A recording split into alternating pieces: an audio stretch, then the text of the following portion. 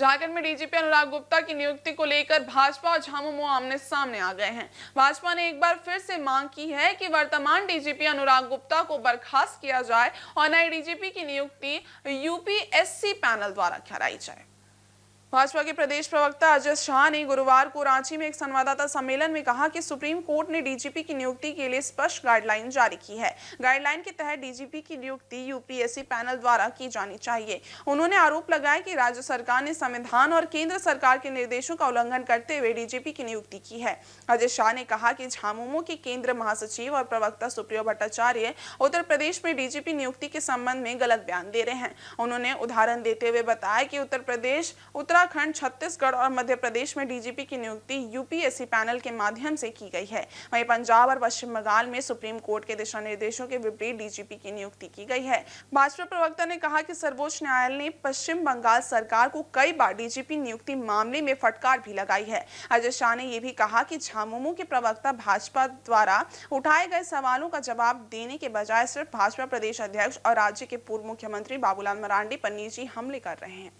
पर झारखंड में वर्तमान जिस डीजीपी को अपॉइंट किया गया उनका रिटायरमेंट एक 4 महीने बचा हुआ था, लेकिन झारखंड सरकार ने बड़ी चालाकी से 4 महीने के क्लॉज को बाईपास करने के लिए जो एग्जीक्यूटिव रिजोल्यूशन दिया उसमें कह दिया रेट्रोस्पेक्टिव, यानी ये आज से नहीं, ये पीछे से लागू होगा। यानी इस नियम को लागू करके आप किसी 70 साल के आदमी को भी आप कल को डीजीपी बना देंगे और कहेंगे कि आज से 10 साल पहले से ये लागू होता है और उस समय इनकी उम्र वो 60 साल थी। यानी सुप्रीम कोर्ट के डायरेक्शन को वॉयलेट करने के लिए नायाब तरीका, एक इनोवेटिव तरीका झारखंड सरकार ने ढूंढा।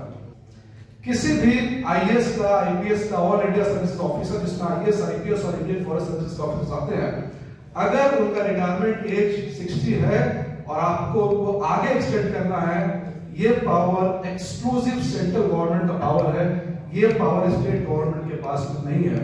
उदाहरण के लिए झारखंड के फॉर्मर चीफ सेक्रेटरी खांडे साहब का को जब एक्सटेंशन दिया जा रहा था तो यहाँ की सरकार ने सेंट्रल गवर्नमेंट को लिखा कि चुनाव को देखते हुए एक्सटेंशन दिया जाए, पर सेंट्रल गवर्नमेंट ने मना कर दिया, एक्सटेंशन रुका वहीं पर रुक गया। यहाँ झारखंड की सरकार ने कंप्लीटली सेंट्रल गवर्नमेंट से इस एक्सक्लूसिव पावर को लेते हुए अपने मन से डिसाइड कर दिया कि यहाँ पर इनको क्या करना है। जो वर्तमान डीजीपी है, इनका जो रिटायरमेंट है, जो बढ़ाने का निर्णय उन्होंने खुद से जो दे दिया। सुप्रीम कोर्ट ने प्रकाश सिंह केस में इस बात को कहा था कि अगर कोई सरकार यूपीएससी को बाईपास करती है, खुद से कोई नियम बनाती है, तो उनको वो एक्ट बनाना होगा।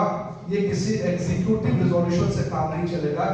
एक्ट बनाना होगा, विधानसभा से पास करना होगा, वो गवर्नर के पास जाएगा। जरूरत पड़ी, जैसे पंजाब में गवर्नर ने प्रेसिडेंट के पास भेज दिया, जरूरत पड़ी तो प्रेसिडेंट के पास जाएगा, जब तब जाकर एक्ट जो बनता है।